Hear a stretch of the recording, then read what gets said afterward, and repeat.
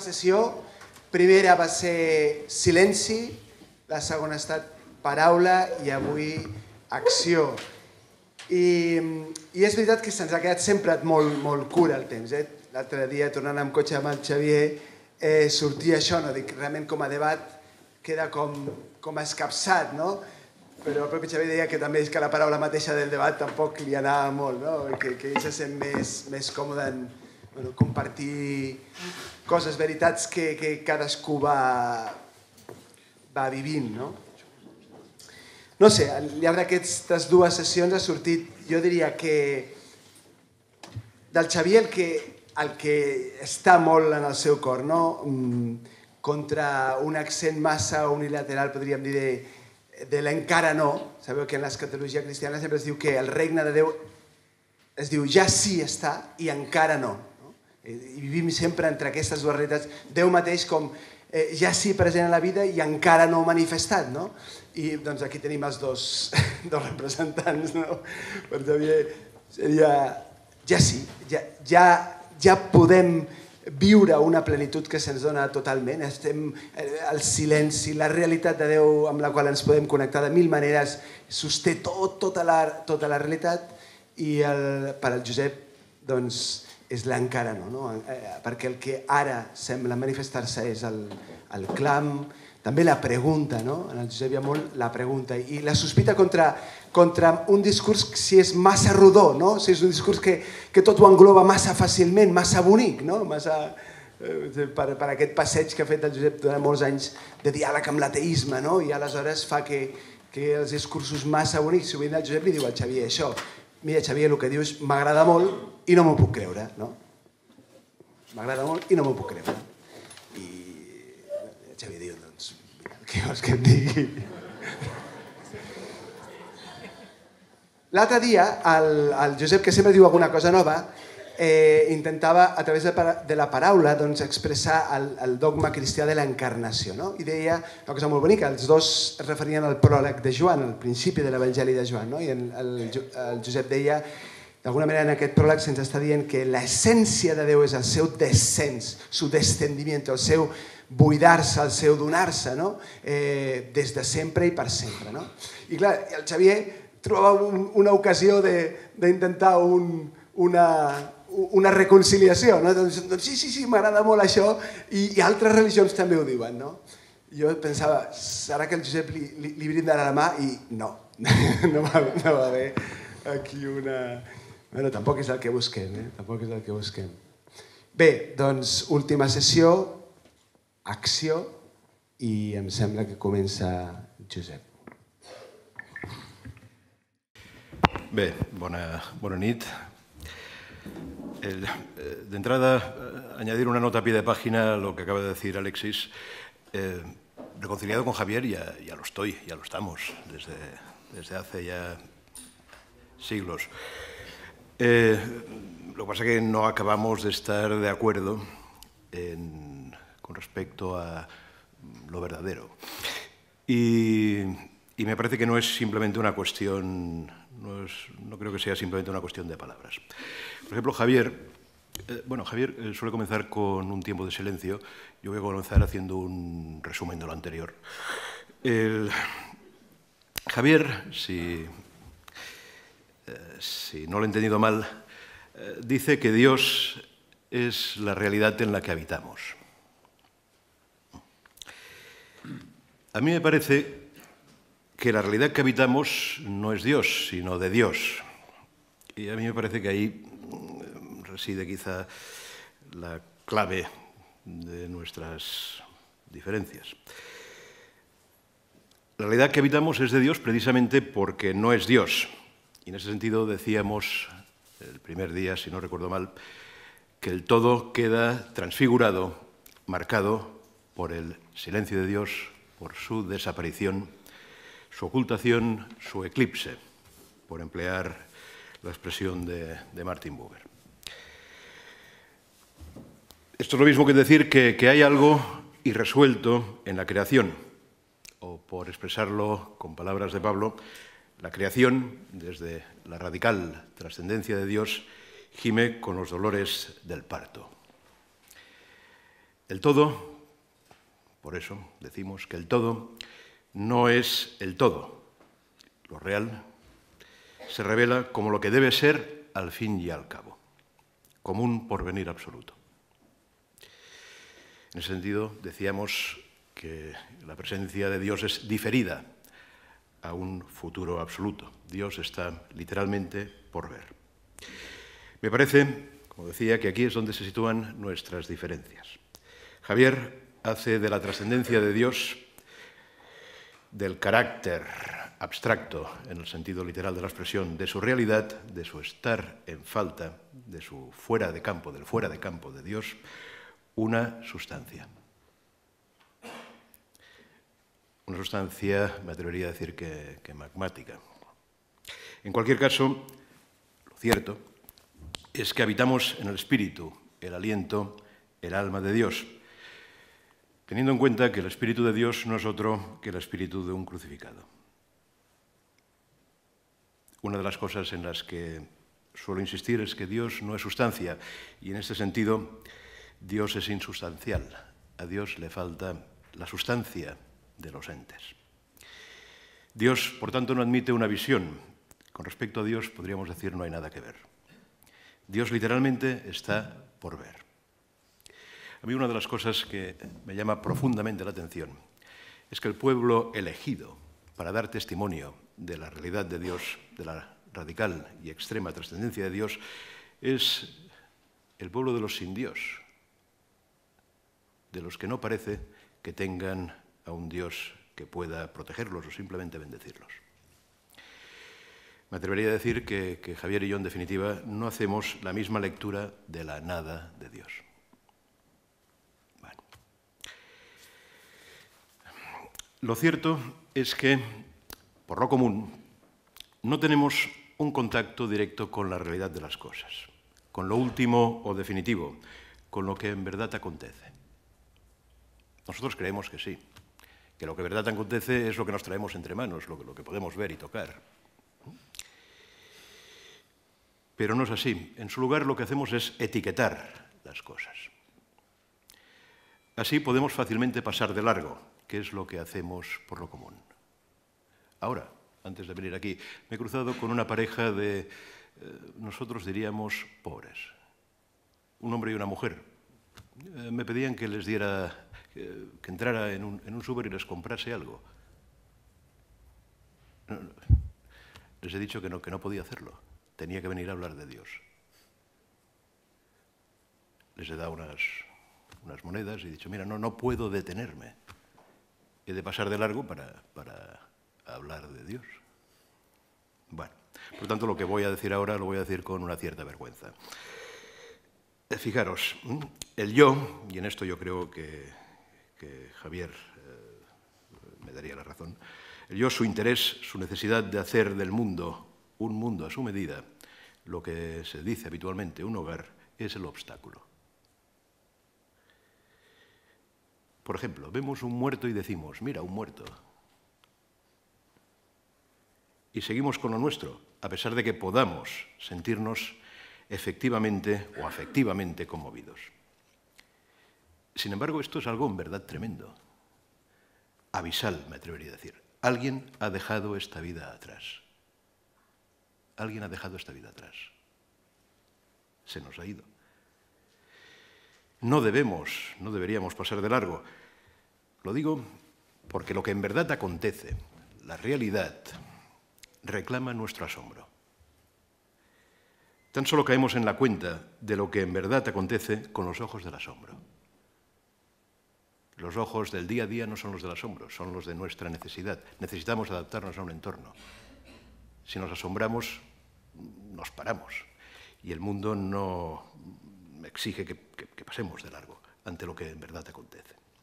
Ciertamente, por poner otro ejemplo, estoy sujeto al instinto cuando cuido de mis hijas. Sin duda, hay mucho de instintivo ahí. Y los que tenéis hijos ya sabéis de lo que estoy hablando. Y los que no, supongo que también. Pero lo cierto no es que no estamos solo sujetos al instinto. Cuando caigo en la cuenta de que su vida, la vida de mis hijas, me ha sido dada dentro de un plazo, desde el silencio, podríamos decir, del cosmos, que su vida es un milagro, cuando caigo en la cuenta de esto, no estoy sujeto solo al instinto. Aquí hay un plus, algo que se encuentra más allá del dato, algo que solo puede ser asumido, me atrevería a decir, desde la óptica del don. Lo dado en ese sentido sería lo eterno, lo que no podrá sernos arrebatado. Nadie podrá arrebatarme que mis hijas me han sido dadas, de una vez por todas. A mí me parece que esto no es simplemente una interpretación, una lectura de la vida de mis hijas. Es sencillamente así. Lo real es, por tanto, don. El ateísmo es, por tanto, un error. Hay más que el dato. Pero igualmente me atrevería a decir que la religión es también un error, pues coloca en lugar del dato otro dato. En ese sentido, me atrevería a decir que la experiencia del don no admite un saber acerca de Dios, ni siquiera hipotético, salvo durante nuestra infancia, esos años en los que la verdad solo puede ser imaginada. Así, en la infancia vivimos la experiencia del don como si hubiera un Dios que nos diera la vida, como nuestra madre nos da el pan o la vida misma. Y es que todo se nos da desde el fondo de la nada, el silencio de Dios. Ahora bien, por eso mismo, y es algo que subrayábamos el día anterior, o hace 2 días, ya no lo recuerdo, por eso mismo decía, no solo del asombro vive el hombre, también del escándalo. Lo cierto es que también irrumpe el mal, y el mal se escribe con mayúsculas. El mal se muestra como el lado oscuro de la creación, mejor dicho, como lo irreparable de la misma. Como decíamos también hace un par de días, el mal, cuando lo escribimos con mayúscula, no puede solamente atribuirse al error del hombre. El mal, si lo sufres en carne viva, te expulsa del mundo. Es lo que, en absoluto, debe ser en nombre de la vida que nos ha sido precisamente dada desde la contracción de Dios. La expresión contracción me parece muy acertada. Se debe a Isaac Luria, místico judío al que Javier creo que le tiene un gran aprecio. Isaac Luria decía esto, que Dios se contrae para que sea precisamente el mundo, para que pueda ser el mundo y por extensión el hombre. El mal en absoluto debe ser, aun cuando sea de hecho necesario e inevitable aquí en este mundo. Por eso nosotros somos quienes estamos sometidos en nombre de Dios, o mejor dicho, el creyente es aquel que se encuentra sometido en nombre de Dios al absoluto no deber ser del mal. El cómo se realizará la promesa de Dios, el cómo se realizará, en definitiva, el deber ser de Dios, el reino, lo que decimos cristianamente el reino, es algo que no nos incumbe, el cómo, no nos pertenece. Es aquello tan paulino de esperar sin expectativa. Esto es muy curioso, cuando Pablo dice que somos los que esperamos sin expectativa, es decir, sin podernos hacernos una idea de cómo se realizará el deber ser de Dios. Dios debe ser, aunque no podamos concebir el cómo. Seguimos, por tanto, en manos de Dios incluso con respecto a lo último. Esto es lo tremendo.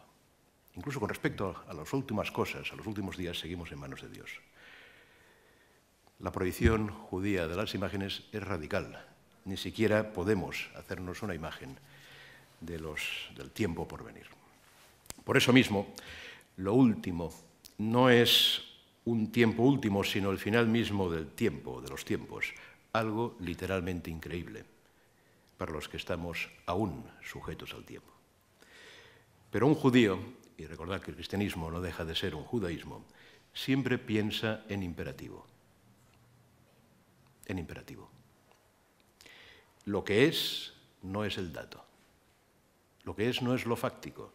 Lo real no es lo fáctico, sino lo que debe ser en nombre de Dios.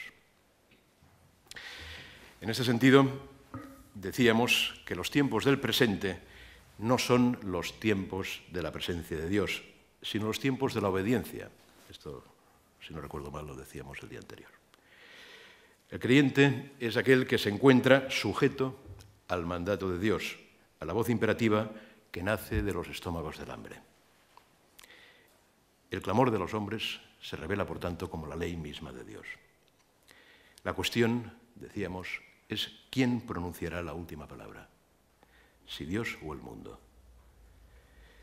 Pero la última palabra, y esto ya nos conduce directamente al tema de hoy, la última palabra creo que no se pronuncia, de hecho se hace. El tema de hoy es acción, ¿no? Bueno, pues la última palabra no se pronuncia, cristianamente decimos que se hace. Aquí conviene tener presente, creo, aquello del Talmud, que me parece una expresión no solo preciosa, sino simplemente verdadera, a saber, que el entendimiento del hombre solo alcanza lo que alcanzan sus obras. El entendimiento del hombre solo alcanza lo que alcanzan sus obras. Esto a mí me parece que es una profunda verdad.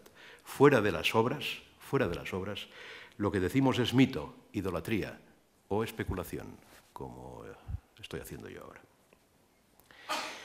No se trata, por tanto, de plenitud. La plenitud, me atrevería a decir, no es el horizonte de la respuesta creyente. Si se da por añadidura. Aunque no me atrevería a decir, o por eso mismo, mejor dicho, no me atrevería a decir que Jesús haya sido feliz. No me atrevería a decirlo. Tampoco me atrevería a decir que haya sido infeliz. Podríamos decir que Jesús hizo lo que quiso, entendiendo que hacer lo que uno quiere no es exactamente hacer lo que uno prefiere o lo que uno desea. Jesús fue fiel hasta el final y en ese sentido podríamos decir que se encuentra más allá de la disyuntiva entre felicidad e infelicidad. Quien se encuentra, cabe Dios, se halla, por tanto, fuera del horizonte en el que se inscribe la mayoría de nuestras vidas, que no es otro que el de la plenitud o la felicidad. Ante Dios solo es posible responder. No responder es ya responder. Pasar de largo ya es responder. Hay un versículo en el Éxodo 7:28, si no recuerdo mal, cito de memoria.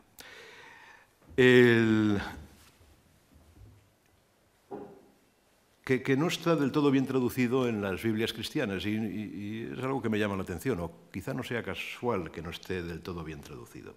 Al menos esto es lo que dicen los judíos o los que saben hebreo.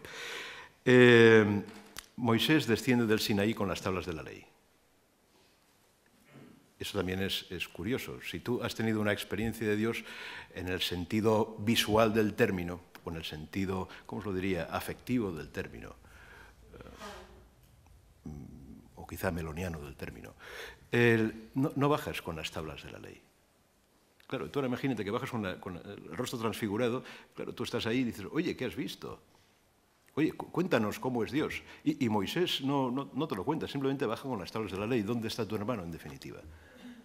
No lo dejes morir de hambre. Pues el versículo al que hacía referencia dice lo siguiente. Es la respuesta del pueblo de Israel al descenso de Moisés. Primero obedeceremos y luego entenderemos. Esto es muy tremendo. El saber se pospone, ya en parlarem. No, primero obedeceremos. Por eso el mandato de Dios es de Dios. No presupone un saber acerca de Dios. La acción es lo primero. Los tiempos de la obediencia son, por tanto, tiempos de respuesta. ¿A qué? El Antiguo Testamento dice al mandato de Dios. ¿Qué dice el Nuevo Testamento? ¿Qué añade el Nuevo Testamento? Que la respuesta creyente es al mandato, que nace de la redención de Dios. A mí me parece que esta es la vuelta de tuerca que aporta el Nuevo Testamento. La redención es lo primero. Y la respuesta del hombre es a la experiencia de la salvación. Cristianamente, la experiencia crucial no es la cruz, sino la resurrección del crucificado. ¿De qué hablamos, sin embargo, cuando hablamos de la resurrección? Ahora voy a decir algo que quizá no es lo habitual, pero tampoco es incorrecto. Vaya por delante que la resurrección no es un dato, un hecho de la experiencia, algo que podríamos haber constatado de haber estado allí.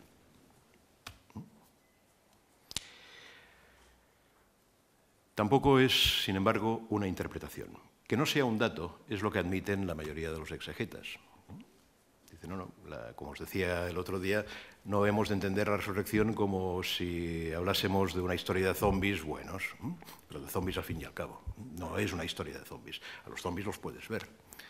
Que, por cierto, el otro día leía que en los Estados Unidos hay quien se toma muy en serio esto de los zombies. O sea, hay incluso gente que está construyendo búnkers contra los zombies. ¿No lo encontráis curioso? Bueno, pues esto, la resurrección no es un dato que nosotros podríamos constatar si hubiéramos estado ahí, como quien constata, yo qué sé, la erupción de un volcán. Ahora bien, cuando decimos esto, muchos dicen, claro, no es un dato porque es una lectura de los hechos, una interpretación. Pues tampoco. No cabe aquí decir, para mí, la resurrección de Jesús es como si Jesús siguiera vivo en mi interior. Es lo mismo que decir que Jesús sigue vivo en mi interior. Es una manera de decirlo. O, como se dijo con relativa frecuencia en los años 70, 80, la causa de Jesús sigue adelante. Decir resurrección no es lo mismo que decir Jesús sigue vivo en mi interior, ni tampoco es lo mismo que decir la causa de Jesús sigue adelante. Es obvio que los primeros cristianos, cuando anunciaron la resurrección de Jesús, no quisieron decir eso, al menos no solo eso. Por otro lado, tampoco estamos hablando de la inmortalidad del alma, aunque sí que es cierto que ciertas corrientes del judaísmo, en concreto del judaísmo alejandrino, fuertemente helenizado, terminaron decantándose por esta visión de la resurrección. El lenguaje de la resurrección pertenece originariamente al marco de la esperanza apocalíptica y, por tanto, al de la fe en el juicio de Dios. Es algo que ahora no es muy popular. De hecho, incluso por ahí vamos cantando de que el juicio no existe.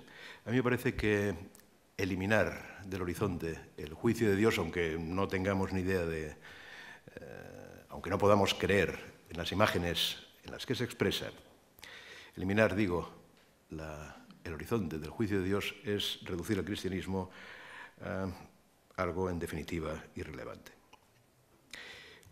Fijaros, ¿por qué digo esto? ¿Qué esperaban los apocalípticos? Recordad que la palabra apocalipsis significa, por un lado, final de los tiempos, pero también revelación. Es como si cristianamente se nos dijera que la revelación solo acontece en el final de los tiempos. Es lo que decíamos también el otro día, si eliminamos el cristianismo, el horizonte apocalíptico, el cristianismo, creo, pierde su sustancia y acaba siendo reducido a algo así como una moral.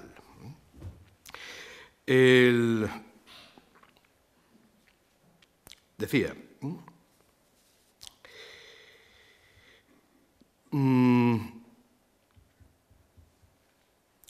que los apocalípticos están convencidos de que al final Dios pondrá fin a la historia y juzgará a vivos y a muertos.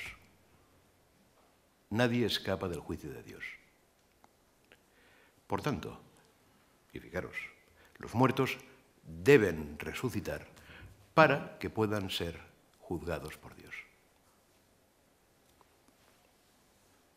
Claro, cuando perdemos de vista el juicio de Dios ya no sabemos qué hacer con la resurrección y entonces es cuando comenzamos a decir estas cosas.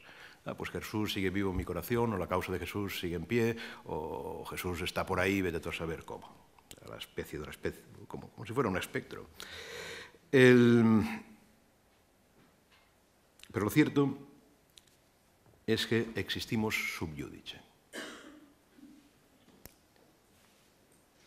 bajo el juicio. Sin juicio, sin un cierto temor de Dios, sin un cierto temblor de piernas, la resurrección se convierte en mito, en una especie de, si lo preferís, renacer de las cenizas, o en una variante mítica de nuestra ahora famosa resiliencia, que sería algo así como la capacidad psicológica, pues esto, para renacer de las cenizas. Sin embargo, la redención tiene mucho que ver con un ser elegidos por Dios en el día del juicio. Resurrección de los muertos quiere decir el juicio final ha comenzado. Y para la esperanza mesiánica, el portador del juicio, quien nos juzga en última instancia, es el Mesías en nombre de Dios.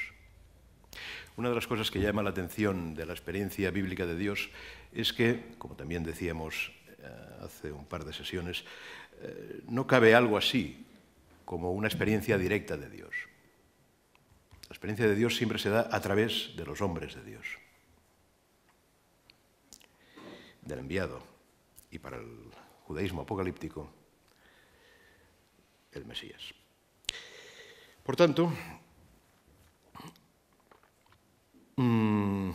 de hecho, la mayoría de los judíos apocalípticos creían que el que nos juzgaría en nombre de Dios sería Elías, precisamente. Y por eso a Jesús en el Nuevo Testamento le preguntan con frecuencia, ¿eres tú Elías? ¿Eres tú Elías? Vale. Por tanto, la fe en la resurrección es solidaria de la confesión de Jesús como el Mesías. Por tanto, de la esperanza mesiánica. Podríamos decir que la experiencia de la resurrección es, en cierto sentido, deducida de la confesión de Jesús como Mesías. Jesús fue el Mesías. Esta confesión fue mediada probablemente por la lectura del canto del siervo sufriente de Isaías. Por tanto, si Jesús es el Mesías, Jesús ha sido elevado a la derecha del Padre para juzgar a vivos y a muertos.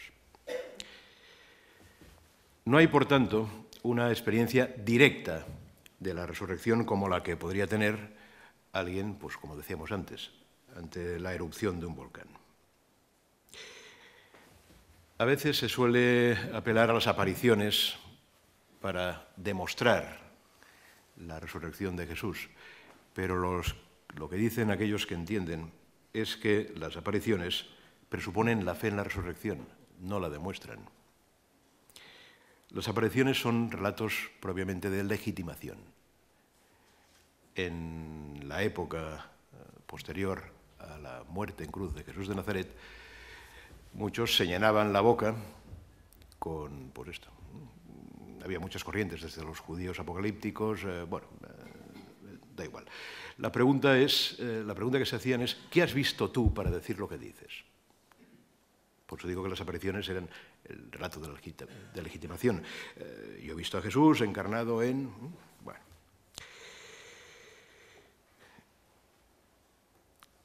Acabo de decir que no hay algo así como una experiencia individual de la resurrección, pero sí que la experiencia es comunitaria. A mí me parece que esta es la clave del asunto.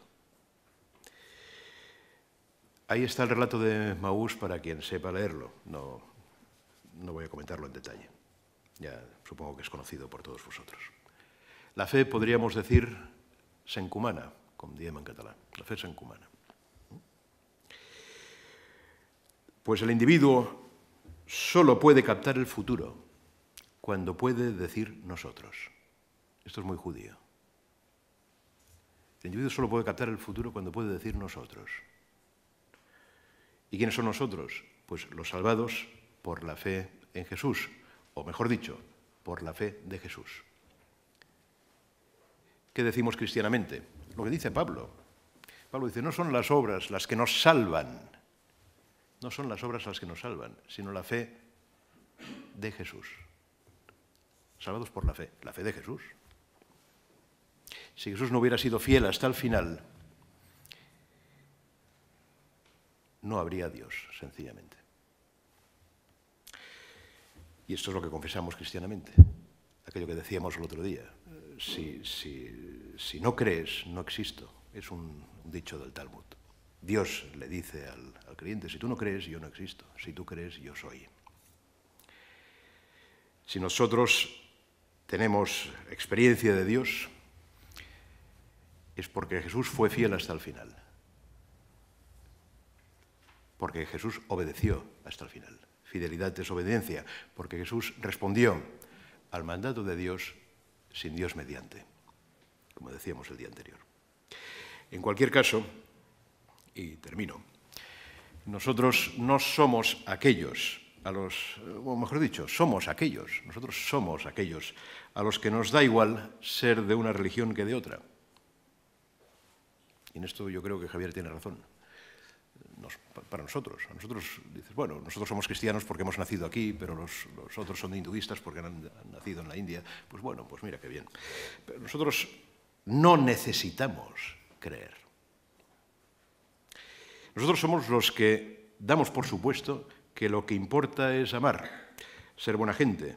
O, por decirlo de manera habitual, nosotros somos los que creemos que es mejor dar que recibir y todo esto. Y algo de cierto hay. Sin embargo, y a mí me parece que ahí está la clave, eso que damos por supuesto, que es mejor dar que recibir, que lo importante es amar, hacer el bien, que es cierto, eso que damos por supuesto salta por los aires con, como decíamos, la erupción del mal con mayúsculas. ¿Es mejor dar que recibir? Sí, para nosotros. Pero no parece que este eslogan aguante el reto del mal. En medio del infierno, me atrevería a decir. El infierno es el lugar en donde no vas a ver a Dios por ningún lado. No podrás creer, me atrevería a decir, no deberás creer que al final todo acaba bien. No lo puedes decir en serio. No lo puedes decir en serio. Creer no es suponer. Me atrevería a decir que cristianamente creer es anunciar que hay vida tras el fin del mundo, tras la catástrofe. He sido desatado de los árboles. He recibido el perdón de mi víctima. Al final no he muerto en la calle. Me atrevería a decir que solo los salvados pueden creer o anunciar. Claro, a veces dices, mira, en el fondo no se trata de confesar que Jesús es el Señor. Digo, bueno, quizá nosotros no. Pero díselo a aquel que ha sido salvado. Díselo a aquel que ha sido salvado. Dice, no, imagínate que alguien ha salido, bueno, pues esto, que estabas moribundo en la calle y viene la monjita de las de Teresa de Calcuta y te saca de ahí. Dice, si yo estoy vivo es gracias a ella. Bueno, eso es lo último. Eso es lo último. Solo los salvados pueden creer en anunciar, decíamos. Y por eso la acción cristiana es una respuesta a la redención, no propiamente una ascesis que pretenda alcanzar la pureza de una vida simple. En cualquier caso, la ascesis viene después. Permitidme terminar con una cita evangélica, Mateo 25, 31. El fragmento resultará familiar. Es el del juicio final. Porque tuve hambre y me diste de comer. Nosotros lo leemos de tanto en cuanto. Y lo leemos con relativa facilidad. Y decimos, sí, sí. ¿Cómo sí, sí? ¿Cómo sí, sí? ¿Cómo podemos leerlo sin estremecernos? Por lo menos yo soy de los que pasan de largo. Tuve hambre y me diste de comer. Es Jesús el que nos juzga en nombre de Dios. Y a mí hay una cosa que me llama mucho la atención de este fragmento, me atrevería a decir central en la experiencia creyente. Por un lado, los que son desplazados a la izquierda de Dios dicen, pero ¿cuándo te vimos? ¿Cuándo te vimos? Si te hubiéramos visto. Esto no me llama la atención. Lo que me llama la atención es la respuesta de los justos. Dicen exactamente lo mismo. ¿Cuándo te vimos? ¿Cuándo te vimos? Si yo simplemente di de comer al hambriento, di de beber al sediento. Como si al fin y al cabo, como decíamos hace un momento, la respuesta a Dios solo pudiera darse sin Dios mediante. De ahí la importancia capital, me parece a mí, del silencio de Dios en Getsemaní. Por eso la respuesta de Jesús es una respuesta a Dios, precisamente, porque no se da con Dios de por medio. Bueno, en todo caso, Si luego hay alguna pregunta, pues estaremos por aquí y si no, pues también. Gracias.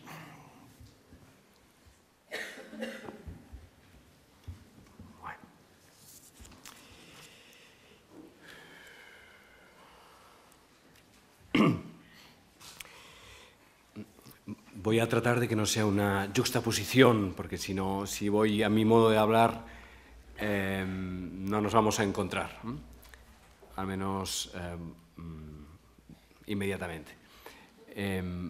Voy a intentar, de nuevo, hacer el esfuerzo de, sin dejar de decir lo que deseo decir, encontrar puntos de anclaje, porque si no, esto no va a ser un diálogo, sino una mera juxtaposición de discursos excesivamente diferentes.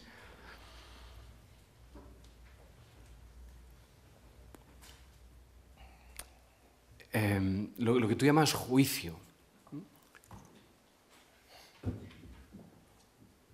que es en nuestra experiencia humana una palabra terriblemente dura, porque está hecha desde la mayoría de nuestros juicios, que son muy cortos, ¿no? Que están hechos desde una perspectiva muy determinada, desde unas categorías muy reducidas, donde solo vemos inocente o culpable, casi el juicio tiene como solo una alternativa dual, ¿no? Inocente o culpable, ¿no? Y que es ciertamente una imagen muy judía, ¿no? y cristiana en cuanto a que el juicio final, efectivamente, es el final de antes de la pasión, y eso no se puede eludir fácilmente. Bueno, no hay que eludirlo, ni fácilmente ni difícilmente, pero creo que es una palabra que necesita ser interpretada por la cortedad de nuestros juicios humanos, ¿no? Y por el peligro de trasladar a Dios la manera que los humanos tenemos de juzgarnos los unos a los otros y declararnos culpables o inocentes. Porque si bien es cierto, que hay ese juicio expresado escatológicamente, a mi modo de ver, donde Jesús hace el juicio de los humanos es en la cruz, precisamente, donde dice: Padre, Padre, perdónales porque no saben lo que hacen. Entonces, yo ahí es donde sitúo el juicio de Dios, ¿no? No en una condena, sino en una lamentación de que todavía somos ignorantes. Y entonces allí yo creo que hay una gran diferencia en nuestra manera de concebir ciertas cosas, y una de ellas, y que quizás es la clave de hoy, ¿no? El mal, ¿no? El mal judaicamente y cristianamente hasta cierto punto tiende a ser casi substancializado, casi. Y en cambio, desde otras perspectivas, el mal es un tiempo de la ignorancia, es un modo de la ignorancia. ¿Qué hace que seamos ignorantes? Ahí podríamos profundizar en algo que no es fácil de resolver y que no se puede fácilmente eludir, ¿no?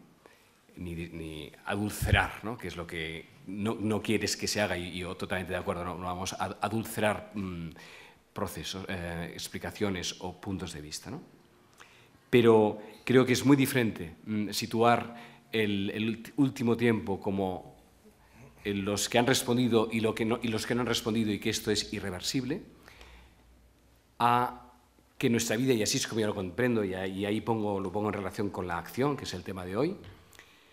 Yo entiendo la vida humana como un proceso, no solo la vida humana, sino la vida cósmica de todos los seres, porque considero que el ser humano forma parte de la cadena de los seres, y también estamos en comunión con animales y vegetales y otras criaturas, ¿no? De las cuales nosotros somos un exponente de ellas, ¿no? Y entiendo que el proceso de la vida, el proceso de la existencia, que yo lo entiendo de Dios a Dios, brotamos de Él y todo torna a Él, porque el final mismo expresado por Pablo, ¿no? Y al final todo será entregado al Hijo, y el Hijo lo entregará todo al Padre, y al final Dios será todo en todos. Ese Dios todo en todos, a mí me resulta más final que el juicio anterior, que es el de los que se han dado cuenta y no se han dado cuenta. Eso para mí no es el final. Eso es el final de una etapa. Pero el final está más atrás. Lo realmente escatológico y lo realmente revelatorio es que en ese momento en que descubramos en un grado u otro de lucidez cómo hemos vivido abiertos o autocentrados, ese proceso del amor, ese lento proceso de irnos descentrando de nosotros hacia el otro, es un recorrido y una procesualidad tanto de la vida de la especie humana y de otras especies y de cada uno de nosotros procesualmente, en que cada momento de lucidez, cada momento de juicio, se nos ayuda a darnos cuenta de si cuánto amamos o cuánto estamos autocentrados. Y en ese juicio, que es realmente revelatorio en el sentido de que continuamente estamos llamados a ganar en lucidez y en conciencia en lo fundamental que es el amor, o sea, en la capacidad de descentrarnos, porque eso es Dios, un radical descentramiento de sí mismo en cuanto a lo que, en oposición a lo que entendemos que es el mal, que es la radical devoración o absorción del otro en mí y que solo quepo yo, ¿no? Sería lo que podríamos entender por mal es ese modo de existir o ese modo de ser de algo, de las cosas, o del ser, o de los seres, o como ya queramos, o de los entes, si nos gustan los zombies, ¿no? Que viven devorando lo ajeno en lugar de dándose, que sería el polo, el otro polo. Lo que entiendo que en los diferentes momentos de juicio que se nos van dando en la propia vida, no hemos de esperar al final de nuestra vida. Hay momentos de revelación en que tomamos conciencia en qué grado estamos dándonos o en qué grado estamos autocentrados. Y entiendo que eso se irá dando en diferentes momentos y, por tanto, diferentes oportunidades para percibir en qué grado estamos siendo hacia los demás o todavía estamos retenidos en nosotros, ¿no? Bien. Y entonces ahí el juicio de Jesús es: Padre, perdónales porque no saben lo que hacen. Dales la luz. Y entonces yo no puedo entender que esto sea sin Dios, sino que es con Dios que vamos haciendo el proceso de desvelamiento, el proceso de apertura, ¿no? Y aquí es donde a mí me parece importantísima la presencia del Espíritu, que sería el tercer elemento de la tríada, ¿no? Según el primer día, ¿no? Y ahí donde el cristianismo yo creo que da un complemento a algo que sin ello quedamos terriblemente amputados, ¿no? El Padre como la fuente, el Hijo, el Verbo, la palabra que se hace acción y que se hace encarnación, muerte y redención, la fuerza del resucitado, pero en el Espíritu como ese dinamismo que prosigue, que atraviesa la creación y la vida de Jesús y nos sigue atravesando a nosotros para que eso de Dios que en nosotros todavía no es, vaya adquiriendo cada vez más presencia en nosotros para que nuestro modo de vivir sea según el modo de Dios. Por lo tanto, que vayamos pasando del autocentramiento al descentramiento y de la ignorancia a la conciencia del otro, ¿no? Y yo eso entiendo que es un largo proceso, ¿no? Y estoy totalmente de acuerdo con muchísimas de las cosas que has dicho, ¿no? Lo que pasa es que quizás hay un punto, una clave de interpretación que las hace o muy distintas o muy semejantes, y esa clave es muy sutil, ¿no? A veces estamos diciendo lo mismo y a veces estamos diciendo lo contrario, y bueno, y habrá que convivir con esa diferencia y semejanza que en los momentos es realmente idéntica y al mismo tiempo a veces o también y simultáneamente opuesta, ¿no? Quiero decir que estoy totalmente de acuerdo contigo. Dios no existe como existen las cosas y en ese sentido no puede ser sustantivizado. Y estaría de acuerdo incluso con la afirmación atea: Dios no existe. Absolutamente de acuerdo. Dios no existe. Dios es. Somos nosotros los que existimos.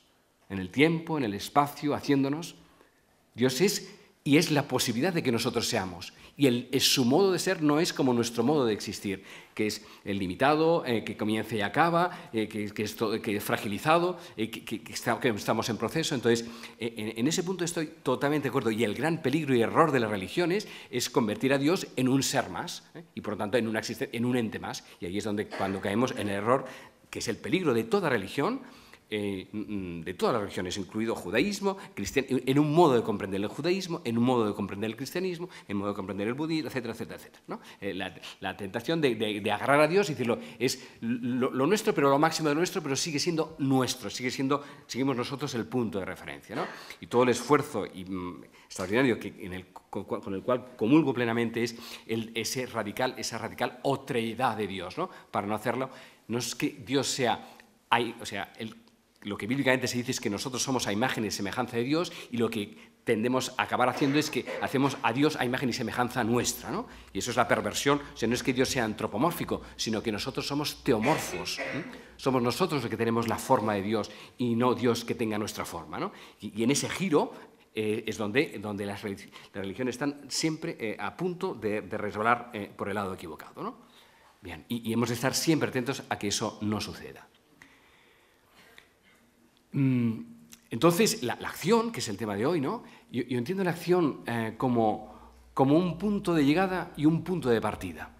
La acción es lo concreto, y en lo concreto es donde se juega, es donde se juega la redención, donde se juega nuestro estar en el espacio y en el tiempo, donde se juega en el fondo el misterio de la encarnación. La encarnación de Dios es que toca la historia, y en la medida que la toca y la transforma, se va produciendo lo que llamamos la redención. No hay redención si no hay encarnación, y la encarnación es puro tocar, pura acción, ¿no?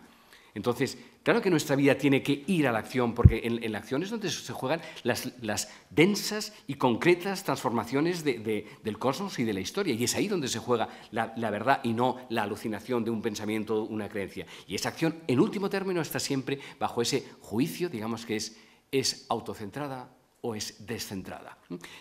Te miras solo a ti y ese es el único criterio que acaba devorando lo otro, o al contrario, en qué medida nuestro modo de estar en el mundo va siendo una lenta transformación de ese mundo que tiene una terrible densidad y opacidad, porque somos criaturas de necesidad, y poco a poco vamos descentrando nuestro instinto más de supervivencia y lo vamos abriendo y lo vamos desplegando en eso otro que tiene diferentes nombres, y el último de los cuales,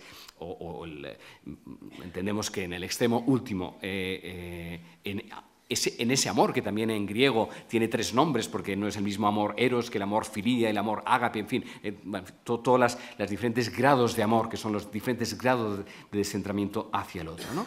Pero en proceso, ¿no? Entonces, en este sentido, otra cosa que me parece muy bella, y aquí parece opuesta, y a mí me parece que no es opuesta, sino que es dicho de otro modo, ¿no? Tú dices algo muy bello, ¿no? Dios está por venir, ¿no? Dios está diferido. Los tiempos últimos todavía no se ha manifestado.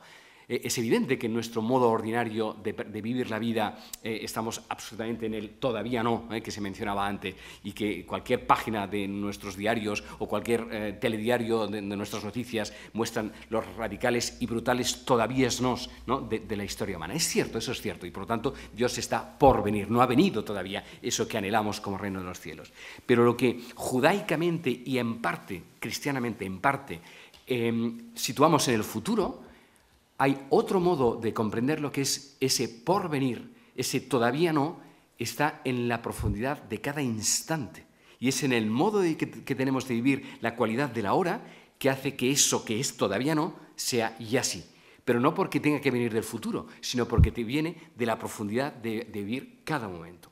Y está claro que nuestros momentos son muy dispersos, muy tóxicos, o muy distraídos, o muy rudos, y experimentamos también en nosotros otros momentos que son de una calidad prístina, y que entonces eso es cuando ahí ese porvenir de Dios va viniendo, pero no porque venga del futuro, sino que viene de la profundidad de la hora.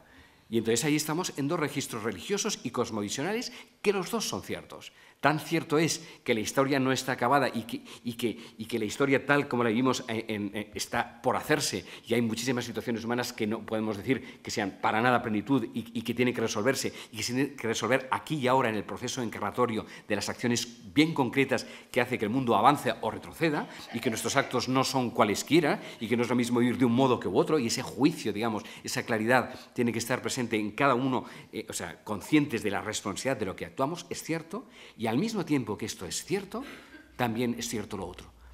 que en la medida en que vivimos desde esa obertura y desde esa donación de Dios que en nosotros se da, entonces se manifiesta Él a través nuestro por la cualidad del acto que en ese momento se está manifestando. Y ahí ese porvenir de Dios está viniendo, se está dando en ese momento, ¿no?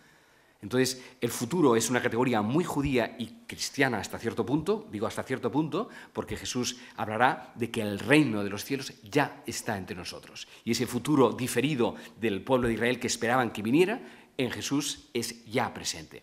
Y siendo ya presente, al mismo tiempo está inacabado porque en su vida hay pasión, hay Getsemaní, hay ruptura radical de un proyecto que parecía que iba a ser y que no es, o sea que por lo tanto se conjugan dos coordenadas que humanamente no son difíciles de sostener, pero que de hecho son simultáneas.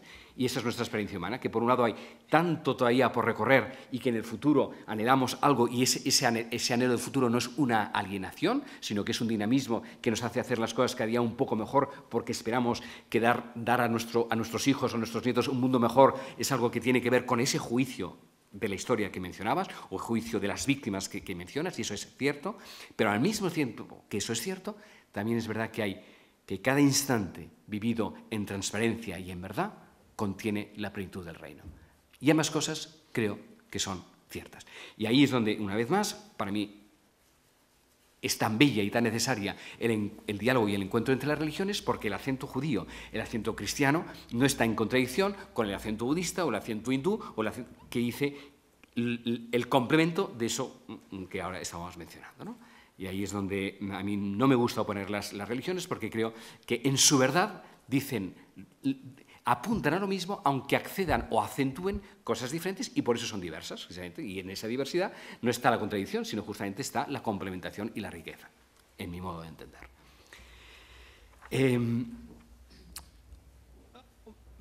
Dos cosas más para poder dialogar, ¿no?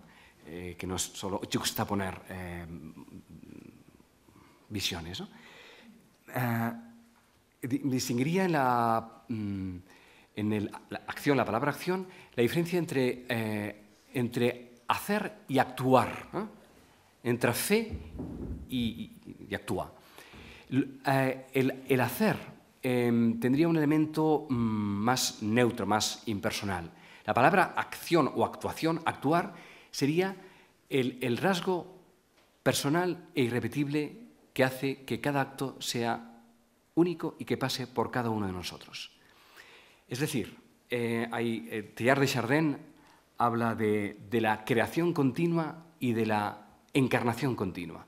El acto creador, esa palabra que se hace movimiento y se hace creación, se hace dinamismo en los 6 días de la creación, o sea, esa palabra que se convierte en movimiento y se convierte en vida, en historia, esa creación no se dio entonces hace 15.000 millones de años según nuestras ahora coordenadas que podemos situar en el Big Bang, ¿no?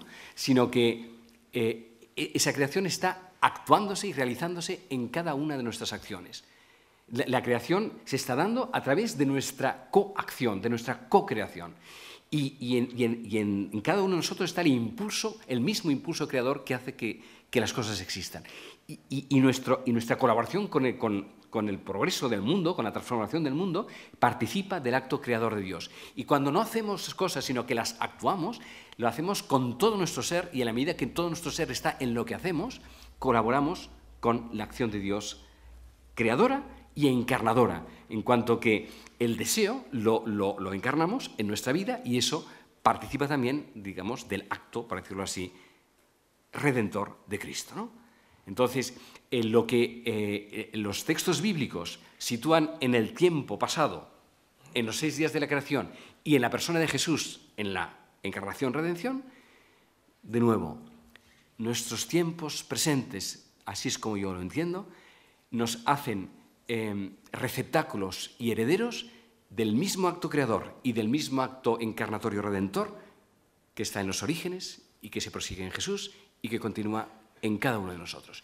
Y entonces la figura mesiánica, y esto lo tiene también la mística judía, considera que el Mesías se está haciendo en cada uno de nosotros y que nosotros somos parte de ese Mesías, y que el reino de los cielos vendrá o no vendrá en la medida en que nuestra vida sea mesiánica, es decir, en la medida en que nuestro estar en el mundo sea una acción cada vez, en la medida que esté en nuestras capacidades, pues más limpia, más desprendida, más verdadera, más descentrada, más crística, ¿no? Y cuando en el cristianismo se dice que el cosmos es el cuerpo místico de Cristo y que Jesús es el primero de los nacidos, significa que si hay un primero es que vienen los demás, venimos todos los demás, ¿no? Y que nosotros somos corredentores del mismo acto redentor que en Él se inicia y que en Él de alguna manera está comenzado y acabado, pero que necesita de nuestra misma existencia para colaborar con lo que en Él ya ha acontecido, ¿no? Entonces, la resurrección de Jesús es una anticipación de eso que ya es, de aquello que en la historia todavía no es. Y nuestra existencia es colaborar para que vaya siendo lo que en Jesús ya ha sido y que en la medida en que nuestras vidas son vidas crísticas, pues participan de lo que en Él ya se ha realizado, ¿no? Pero entonces no entiendo el juicio como una revelación final inapelable e irreversible que está puesta ahí como un freno final, sino como una lucidez continua que en la medida que la tenemos en cuenta en cada uno de nuestros actos nos ayuda a discernir en qué medida nuestra vida todavía ignora al hermano o en qué medida nuestra vida se despliega hacia el hermano. Y en la medida que eso sucede, no solo, como decías, Dios mediante, es decir, a través de las concretudes que en la llamada personal, intransferible, que cada uno en la vocación, en el lugar que en el tiempo y en el espacio cada uno está situado en algo que también creo que es muy, muy bello y muy cristiano, que es la llamada personal, la vocación personal, ¿no? Hay infinitos modos de ir a Dios, pero cada uno tiene el suyo para ir, ¿no? Y en la medida que vamos configurando, vamos como escuchando aquel que es nuestro modo de llegar hacia ese lugar por la irrepetibilidad de lo que somos, hace que nuestras acciones no sean imposibles, inalcanzables, sino que se vayan concretando en aquello que está en nuestras posibilidades y que nos va, a medida que vamos actuando, vamos siendo actuados. A medida que hacemos, vamos siendo sidos. A medida que transformamos el mundo, vamos siendo transformados, ¿no? Entonces nuestra acción no está separada de nuestra experiencia de oración ni nuestra experiencia de ciencia. Al contrario, el silencio nos pacifica y nos despliega, la palabra nos da una dirección y un sentido y el acto concreta aquello que a través del silencio y en la palabra hemos esclarecido. Y el acto entonces es punto de llegada de un recorrido y al mismo tiempo es punto de partida porque a través de la acción pues vamos ayudando y colaborando en esa lenta transformación del mundo y de las cosas y de nosotros mismos a través de la acción, ¿no? Y entonces la acción del Espíritu es dejar que en nosotros el Espíritu se exprese y se concrete en la medida en que nosotros somos el cauce para que esa acción se arraigue, ancle en la historia, ¿no? Y por último, recordar también algo que también es muy cristiano y muy teilhardiano, ¿no? Que no solamente es lo que diría Teilhard de Chardin, ¿no? Las pasividades de crecimiento y las pasividades de disminución. No es todo aquello solo que hacemos, sino todo aquello que se hace en nosotros, todo aquello que soportamos también, todo aquello que no nos damos cuenta que se está actuando y que no elegimos que se haga y que en la medida en que lo consentimos también nos va transformando. Hay toda una dimensión de nuestra vida que no es de la acción, sino que es del orden de la pasividad y muchas enfermedades, la vejez, pérdidas de trabajo, cosas que no elegiríamos, pero que las padecemos, pero que en la medida en que las acogemos se convierten también en vías de transformación, ¿no? Y eso sería otro aspecto de la acción. O sea, no solo aquello de lo que somos responsables y que si no hacemos de alguna manera sentimos como la culpabilidad de no haberlo hecho, sino todo aquello que en nosotros se hace y que muchas de estas cosas no las elegimos y que en el modo de aceptarlas, pues también se convierten en una vía de comunión, una vía de transformación, una vía de presenciación, ¿no? Bueno. Brevemente, ya que has trazado un puente, voy a cruzarlo. A ver, yo solo quisiera señalar una cosa. con esto que decías del juicio y tal, sí que es verdad que a veces mis acentos, como decía antes Alexis, tienden a subrayar el no, más que nada por reacción a un exceso de sí que se escucha por ahí. O sea, mi discurso tiene mucho de reactivo en este sentido. Pero vaya, yo sí que estoy convencido de que el ya sí de Dios es Jesucristo. El ya sí de Dios es Jesucristo. Y esto es lo que, de momento, es lo que solo tenemos de Dios. Ni más ni menos, ni tampoco menos. Claro, a veces subrayo ni más, pero también es verdad que ni menos. A ver, sí que es verdad que yo también me resisto a disolver la experiencia del juicio en una especie de todo el mundo es bueno y aquí no ha pasado nada. ¿Por qué lo digo esto? Porque a mí me parece que aquellos que se encuentran ante Dios son aquellos que han sido atravesados, puestos en cuestión, descentrados por la mirada del pobre, por su clamor. Esto es Antiguo Testamento. O sea, ¿quién de nosotros es capaz de aguantar la mirada del pobre? Esto es Antiguo Testamento. Por esto bíblicamente decimos que el pobre nos juzga. ¿Por qué? Porque nos pone en la situación del que ha de responder. Por eso decía que no responder y a responder. Termino porque si no vas a aprovechar esto para decirlo en mi contra. Pero claro, el Nuevo Testamento que añade que somos atravesados, puestos en cuestión, descentrados, no tanto por el clamor, por la mirada del pobre, como por su perdón. Y esto del perdón es algo que yo suelo exponer como algo central de la experiencia cristiana de Dios. El perdón que desciende de esa cruz. Perdónalos, claro. Los que me habéis escuchado en alguna que otra ocasión sabréis que hago referencia por lo común a aquellas madres del Salvador que dan su sangre para salvar a los que momentos antes han degollado a sus hijas. ¿Esto qué es?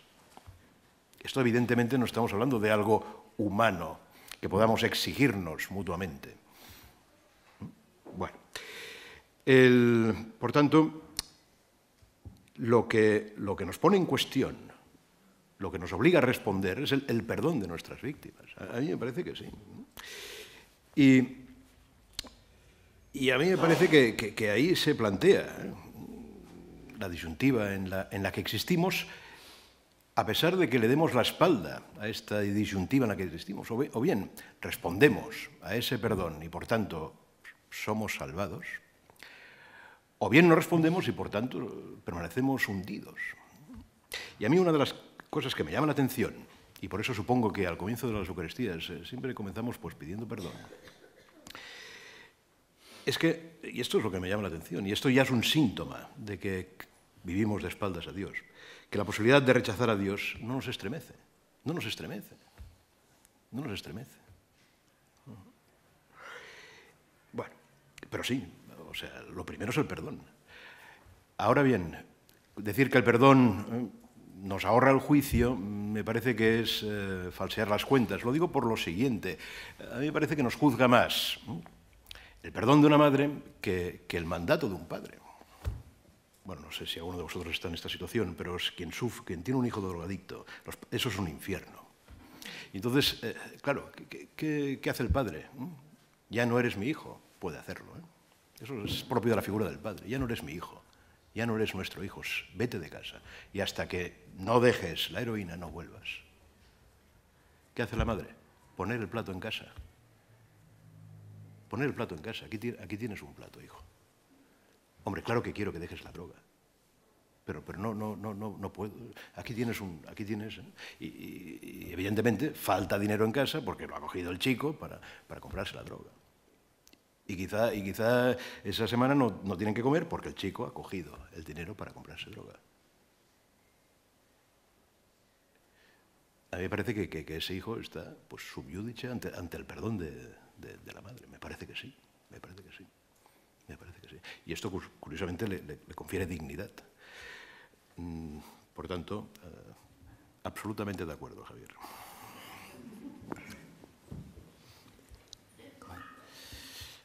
Yo tengo dificultades con la expresión de estar ante Dios. ¿Cómo vamos a estar ante Dios? Como si fuera otra cosa diferente de ahí, del lugar mismo donde estamos, ¿no? Yo entiendo que estamos en Dios, ¿no? Ante Dios, ¿no? Si estamos ante Dios, estamos separados de Él, ¿no? Y entonces lo podemos convertir en un ser diferente de nosotros, y estamos en esa sustanciación de la que antes decíamos que no era, ¿no? Yo lo que entiendo es que todo está en Él, absolutamente todo. El mal no es una parte ajena a Dios. Si el mal está separado de Dios, es que Dios ya no es Dios, pero entonces creamos una dualidad en la realidad, y eso sí que es espantoso, digamos, ¿no? Lo que profundamente creemos es que el mal está como algo misterioso, evidentemente, no tenemos respuesta para eso, por supuesto que no, pero sí que la certeza creyente es que el mal no está, que es un tiempo penúltimo, ¿eh? Y precisamente los tiempos escatológicos, bueno, hay dos escatologías diferentes, ¿no? Una que es una escatología escindida, ¿eh? Que es donde hay una separación entre el bien, los del bien y los del mal, ¿no? Pero yo creo que es una escatología todavía esquizoide, digamos, ¿no? Hay un tiempo último que es lo de Pablo, ¿no? Dios será todo en todos. Entonces no seremos ante Dios. Claro, la imagen es muy diferente, digamos, ¿no? Yo lo que entiendo es que nuestro ser contorneado de nosotros mismos, que es a eso que llamamos yo, ¿eh? ¿A qué decimos yo? ¿Eh? A ese espacio de realidad que comienza desde nuestra autorreferencia, digamos, ¿no? Y nuestra primera experiencia autorreferencial es nuestro cuerpo, digamos. ¿Cómo sabemos que somos nosotros? Bueno, porque estamos espacio-temporalmente ubicados en la realidad, ¿no? Y a esa sensación de realidad que llamamos yo es a lo que decimos que somos nosotros, ¿no? Bueno, es ese espacio de realidad autorreferida que decimos que soy yo, ¿no? Bueno, a eso que llamamos yo, ¿eh? Que es una cosa también muy curiosa, digamos, ¿no? Que cambia, porque esa yoidad es un bebito cuando nace, se va arrugando con el tiempo, le pasan diferentes cosas por el camino, bueno, en fin, todas las cosas que llamamos yo, digamos, ¿no? Bueno, ¿cuál es el proceso de eso llamado yo? Y yo creo que eso es lo extraordinario de nuestra existencia, ¿no? Que a esa yoidad individualizada y separada, digamos, se va abriendo, se va desplegando, y en ese desplegamiento se va interrelacionando con otros yoes, que son aquellos que llamamos túes, y todo eso difícil aprendizaje que es de ser hermano y de estar en familia y de vivir en sociedad, y todo eso que no es nada fácil de resolver, y además que cada día hemos de volver a ello, porque lo estamos continuamente aprendiendo y desaprendiendo, ¿eh? Estamos continuamente chocando contra esos otros yoes que están por ahí también autorreferenciándose y al mismo tiempo abriéndose, ¿eh? Bueno, esa experiencia que tenemos de lo llamado humano, ¿eh? Pero en un fondo, ¿eh? En un fondo que es el que nos permite el existir, a ese fondo que llamamos Dios, que es ese amor incondicional, ese ser incondicional en el cual está fluyendo continuamente todo, ¿eh? Que es la condición de posibilidad de nuestra existencia, que es un puro darse.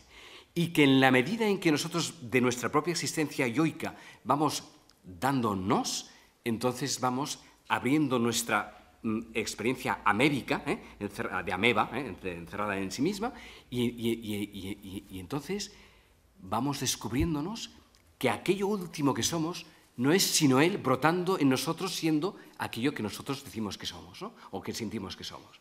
Y entonces el final de nuestra existencia es descubrirnos que somos Él en forma de nosotros, y que lo que somos es Él dándose en nosotros, para darnos la oportunidad de que nosotros volvamos a ser Él, que es de la fuente de donde provenimos, ¿no? Entonces, en ese lento egotizarnos, digamos, ¿no? Y al mismo tiempo desprendernos, entonces al final descubrimos lo que es el ser, que es puro amor, puro darse. Y eso para mí es digamos, lo que sería el juicio, ¿no? Es decir, el descubrir que éramos también los demás. Que aquello que habíamos hecho el otro lo estamos haciendo nosotros mismos porque el otro y yo somos uno. Y eso no es una poesía fácil New Age, sino que es una seria responsabilidad que pasa por actos concretos, evidentemente muy exigentes. Pero, entonces, al final, digamos, ese yo, ese oh maravillado, es oh Señor, pero si éramos tú, siendo tú en nosotros, ¿no? Y entonces, cuando Jesús dirá, y cuando lo hicisteis a mí, lo hicisteis a él, claro, es que él y nosotros éramos todos uno. Éramos todos formas del amor, ¿no? Formas del amor experienciándose en el acto de ir siendo, ¿no? Bueno, entonces, eso no es un final feliz que rebaja para nada la responsabilidad de cada uno de nuestros actos, porque en el nivel en el que estamos, claro que somos... Es decir, que un acto o no acto tiene unas consecuencias muy brutales en el nivel de existencia que estamos, y eso no es para nada rebajable. Pero al mismo tiempo, el vivirlo con esa otra perspectiva, bueno, yo creo que da como un voto de confianza a que cada uno de los seres humanos y cada una de las historias humanas que narradas en su pequeño episodio y que son finales abruptos, brutales, son redimidos en una totalidad procesual de la cual nosotros solo tenemos pequeñas instantáneas y que nos falta todavía la comprensión de ese todo. Decías el otro día, esto es saber demasiado y eso, pues, bueno, a mí no me resulta, no sé qué pueda no resultar, digamos, ¿no? Pero quiero decir que eso es mejor que lo digas tú, que no lo diga yo, lo que tienes que decir tú, digamos, ¿no? Pero yo cuando creo así la existencia propia y ajena, siento que se producen dos cosas a la vez, ¿no? Que eso me da más ganas de vivir y al mismo tiempo da más sentido a aquello que todos vivimos, ¿no? Y entiendo que la vida y el sentido de la vida no pueden ser cosas que vayan separadas. Creo que la vida y el sentido, o sea, que lo que nos ha dado lo que nos ha dado no es una pesadilla, que en cualquier momento nos puede escalabrar por cualquier lado de la forma más absurda, sino que tenemos retazos de realidad que aquí nos falta perspectiva para comprenderlo, pero que desde una mirada mayor, y aquí es donde los textos religiosos y las experiencias de hermanos mayores que han desplegado su conciencia en campos mayores que los nuestros, nos dicen, soltaros, ¿no? Dejaros ir. Nuestras visiones son penultimidades. Y entonces estoy también de acuerdo con lo primero que has dicho, ¿no? Lo que vemos es totalmente superficial, totalmente primigenio, todavía muy rudo. Todavía no sabemos ver la realidad. Hay muchísima más realidad que mirada desde esos ojos transparentes hace que al mismo tiempo que radicalmente todo no es aún, al mismo tiempo radicalmente todo ya es, ¿no? Bueno. El Xavier ha fet sortir las palabras de Jesús, Padre, perdónales porque no saben lo que hacen. Y a continuación deia, el mal es un tiempo, es un modo de la ignorancia. Yo afegeixo llavors, el hombre no peca, no puede pecar porque es ignorante, no es culpable. No necesita el perdón ni del padre ni de la madre que decía José hace un momento, porque és ignorante. Tot aquell diu del pecat, aleshores el deixem estar. M'ha semblat que tu volies arreglar una miqueta ara al final, quan parlaves de que els comportaments en el món no era una cosa banal.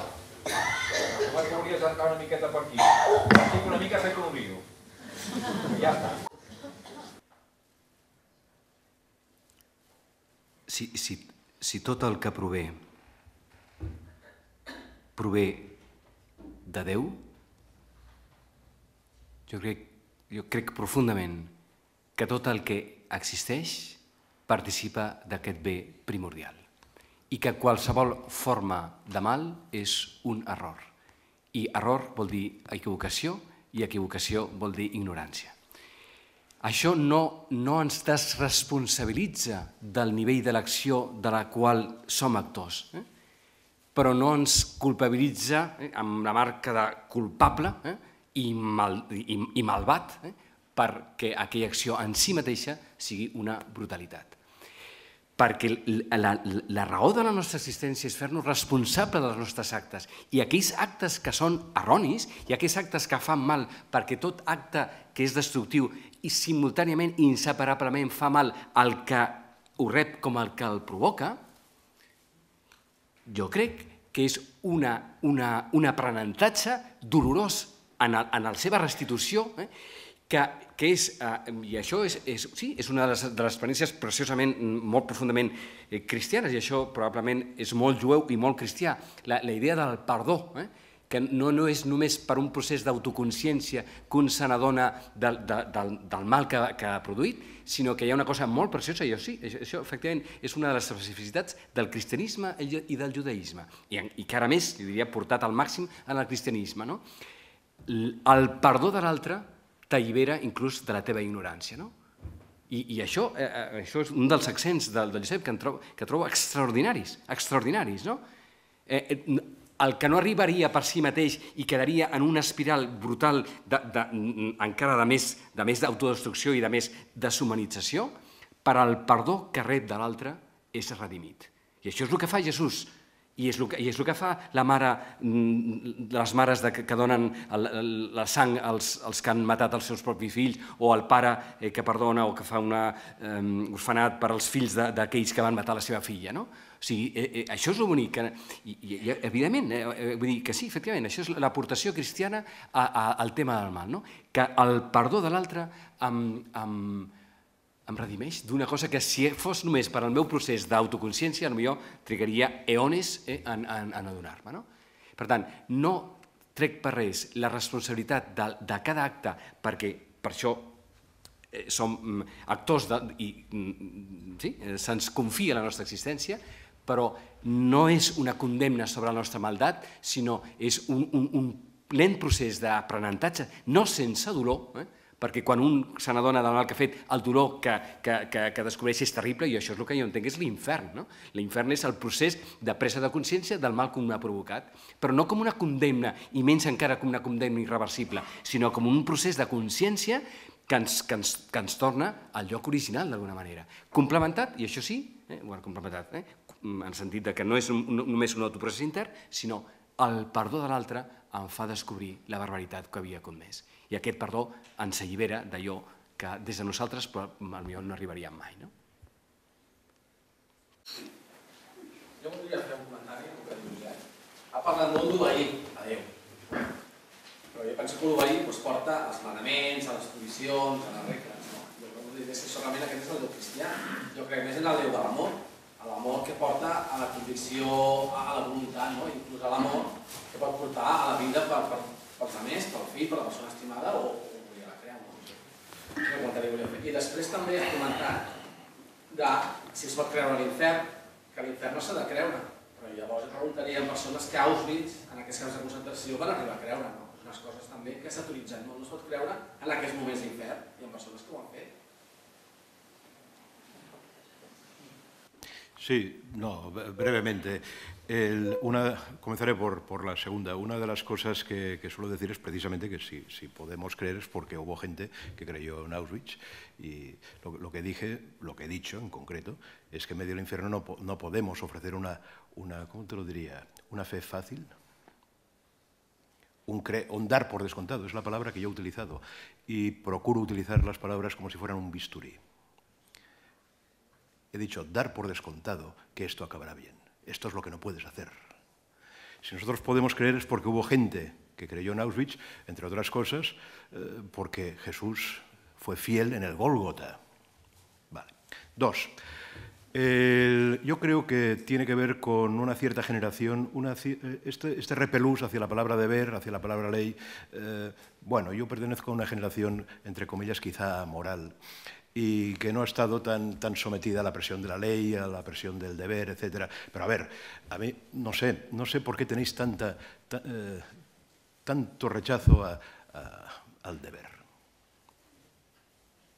Amor, claro, pero amor es una respuesta. Si no respondes, el amor que acaba siendo cosquillitas. ¿Cosquillitas? El Evangelio es muy duro. El amor, sin duda. Pero da de comer al hambriento. ¿Qué le vas a hacer? ¿Cosquillas? ¿Caricias? Hombre, está bien esto, ¿eh? Pero no entiendo esta resistencia. Claro que sí, es lo que os he dicho antes, o he procurado deciros. ¿Podemos aguantarle la mirada al pobre? ¿Podemos soportar su perdón e irnos a casa como si tal cosa? A mí me parece que es esto lo que nos descentra, lo que nos saca de las casillas. Y dices, no, yo quiero seguir siendo cristiano sin salir de casa. No lo sé. No lo sé si esto es posible.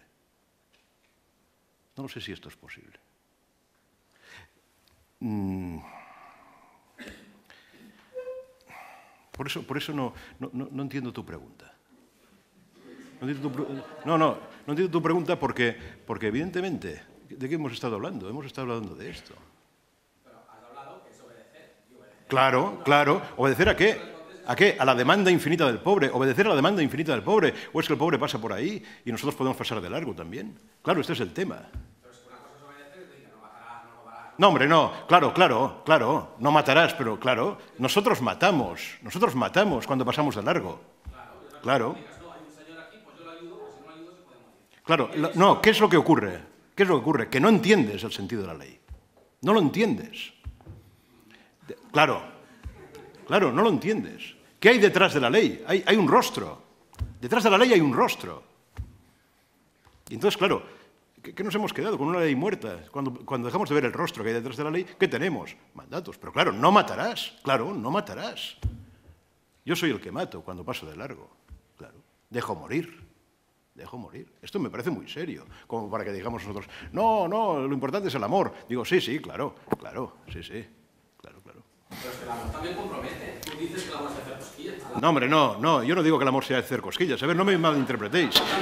No, yo no digo que el amor sea hacer cosquillas. Esto es lo que a veces dais a entender cuando nos llenamos la boca con la palabra amor sin al mismo tiempo decir, amor es responder. Claro. Disculpad. Pero Ahora Javier lo arregla. No.